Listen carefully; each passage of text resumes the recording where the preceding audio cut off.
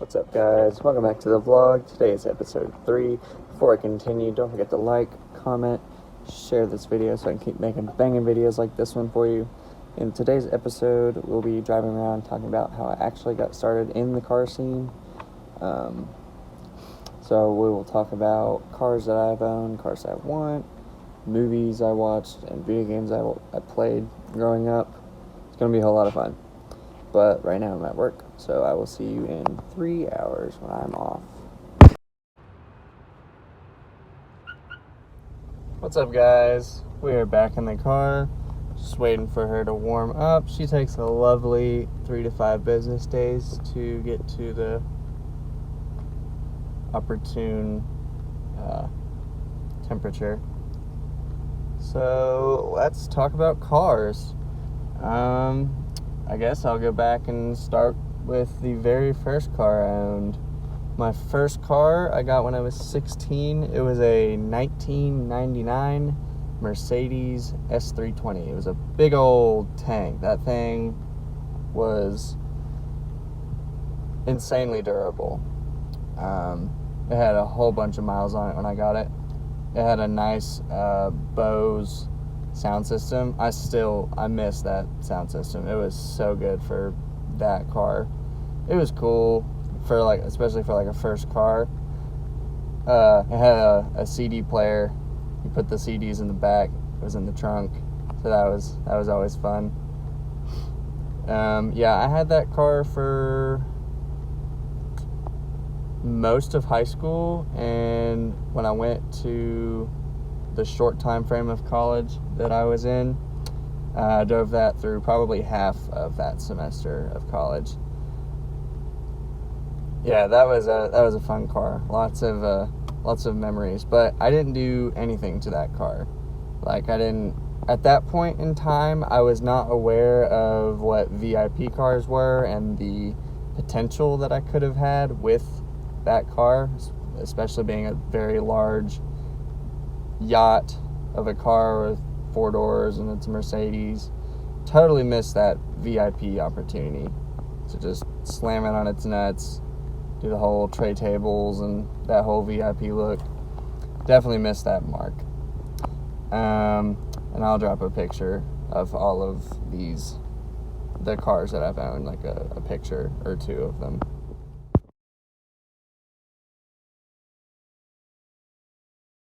So yeah, that was a fun first car for sure.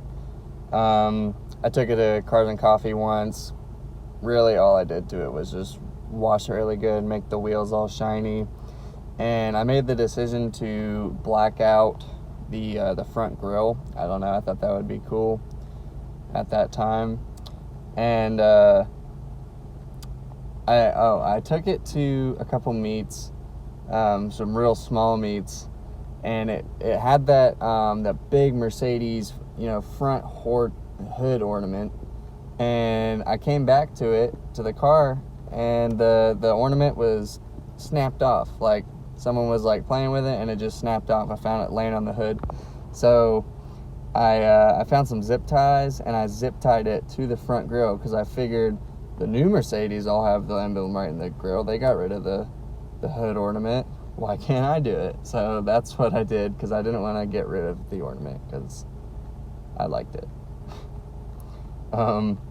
The second car I drove was a 2008 Hyundai Azera. It's basically the car before the Genesis sedan. That line of Genesis was made. It had the 3.8 liter V6, so it's pretty much the same the engine as the 3.8 coupe Genesis. So it was a little speedy. That car was black. It was my mom's car. She lent it to me since my car, the Mercedes, was no longer in running form. And I raced the absolute shit out of that car, because I was like, oh my gosh, I have freedom. It has a fun little engine. I can do whatever I want to this car. So I went full rice. I sticker bombed the dashboard. with, like, I just ordered a massive pack of stickers off Amazon. I stuck them all over that dashboard. I put LEDs under the seats. I plasti dipped the wheels. You know, everybody's first ricer stage when they're building a car. Basically everything you can think of, I did to that car. And yeah, I drove that for a little while until I wrecked it. I definitely wrecked it. I smashed it into the back of a Honda CR-V. And of course, there was no damage on the CR-V. It was just my front grille. And I will drop some pictures of that rice mobile for you.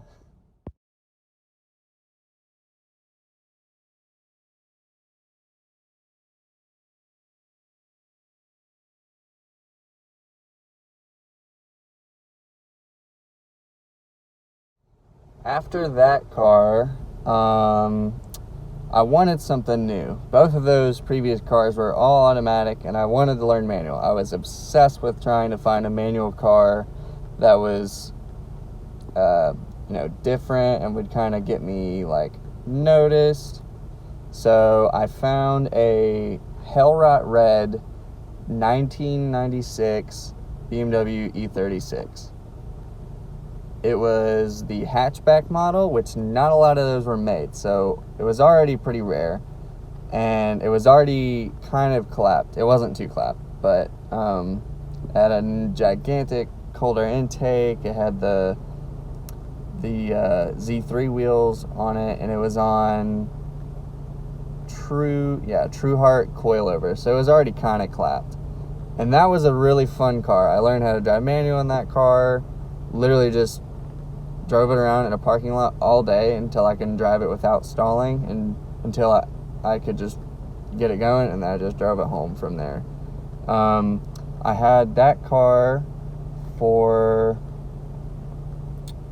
I want to say 5 months, maybe even less, because that car, like most 90s BMWs, was a ticking time bomb.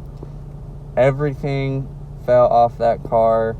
First to go was the door cards. That's like the typical BMW meme, is the door cards falling off of the car. And that was true, very true. That was the first thing to go. And then I had 2 misfires, so it was basically running off 2 cylinders. And eventually I said, no more. I'm not putting any more money in this car. I sold it. I sold that car. And then I bought my current car, the 3000 GT. But that was a fun little car. It was super cool. That was the first car that I drove around that was manual, and people were like, whoa, that's a cool car.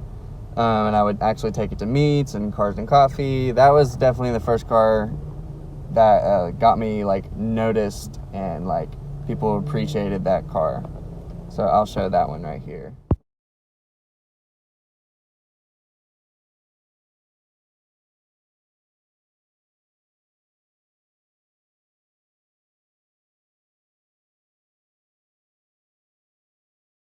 So yeah, now we are on to the 3000 GT, the car you all know now.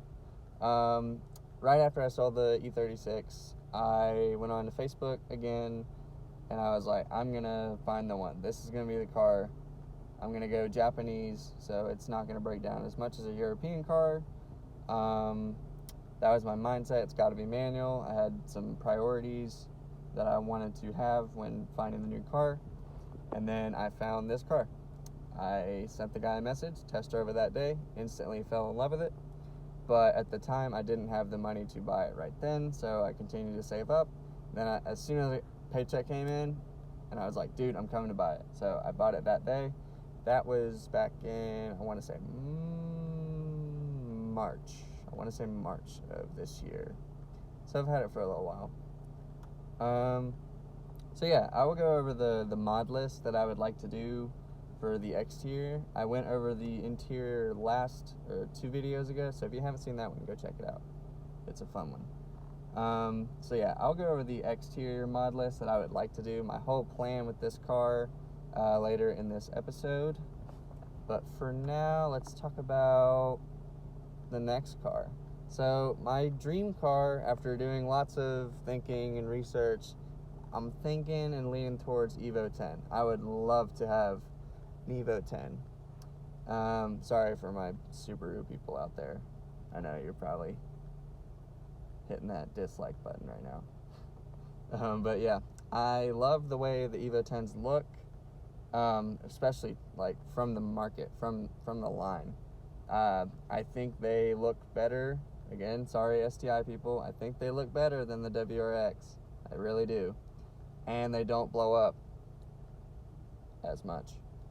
I don't know yet. I haven't done too much research, but I know they don't blow up nearly as much as an STI will. Stock 290 horsepower, turbocharged, all-wheel drive, manual. I went the GSR, obviously. I really like the white ones. I've looked at all the colors. White one just stands out to me. And yeah, I would love one of those. I want to throw a big old APR carbon fiber wing on it, but they're very expensive, so that's why it's a dream car. But I can see it as an attainable car in the future, I think. But we'll see. Movies that I watched growing up and video games that I played growing up. So when I think of car movies, I think the first thing that comes to mind is not an actual car movie. I think the first thing that comes to mind is the first Transformers, and the scene in particular when Bumblebee turns from the old Camaro and he drives through the tunnel, and then bam, he's like this shiny new yellow one. That's like the first movie I can think of as far as cars are related. And then, like everybody else, Fast and Furious. Tokyo Drift specifically was, I watched Tokyo Drift actually before the first one. I had to find all of them and watch them in order, but I watched Tokyo Drift at my friend's way before the rest of them. So those are pretty big influences, I guess, as far as movies I've watched. And then Baby Driver, if you haven't watched that, that's kind of new. That one's a super fun movie, really cool, and the opening scene with the WRX is iconic. That whole movie is great because all the music is what's it called, paired up with the movements and the words that pop up on the string. If you haven't seen Baby Driver, go look up the opening scene and just him walking and the words popping up to the music of the beat. Iconic. Now, as far as video games go, I did not play a lot of video games involving cars growing up. I remember raging and hating Forza because I couldn't keep the car on the road. And then obviously the Burnout games, specifically the Xbox 360 version. I played a lot of Burnout with my friends and stuff.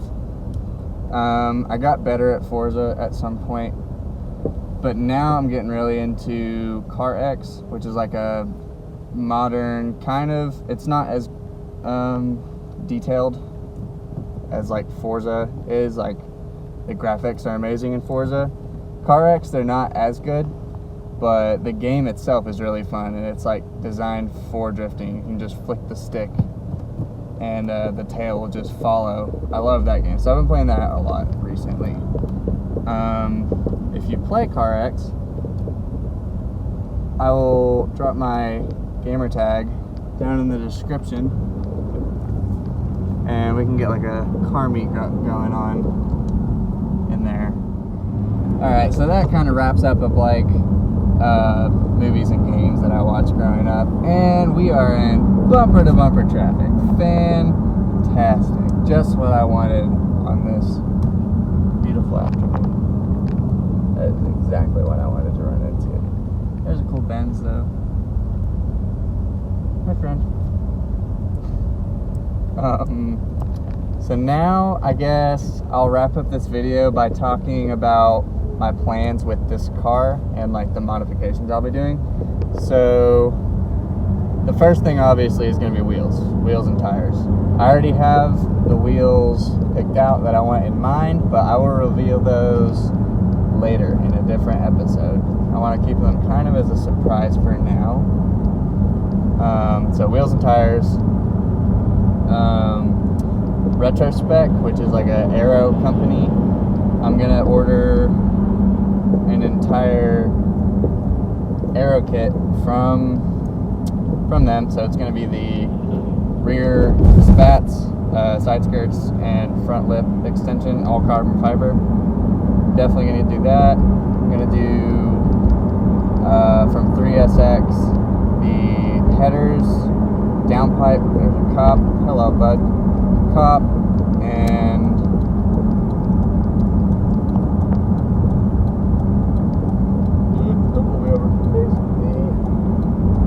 so yeah, what was I saying?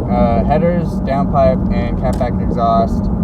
Basically, they took the stock quad tip exhaust for the 3000T, which is kind of like what I was wanting, because I was like, I want to be louder, but I don't want to straight pipe it, and I want to keep the quad tips because I love how they look.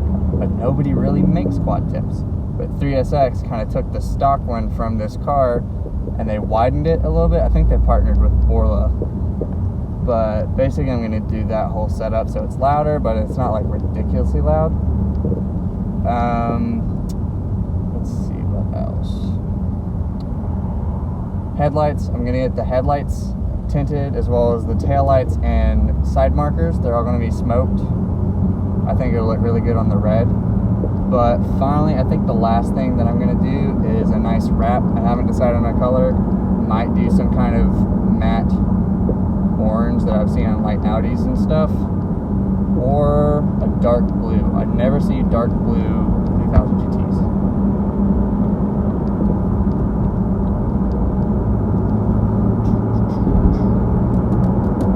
But yeah, all of this is in the future.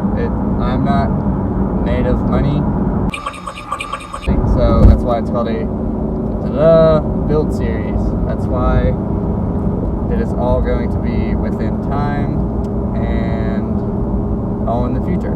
So it's going to be a lot of this, vlogs and driving around, and occasionally a build episode will pop up. Hopefully soon something new will happen within the next couple of weeks. I have a plan.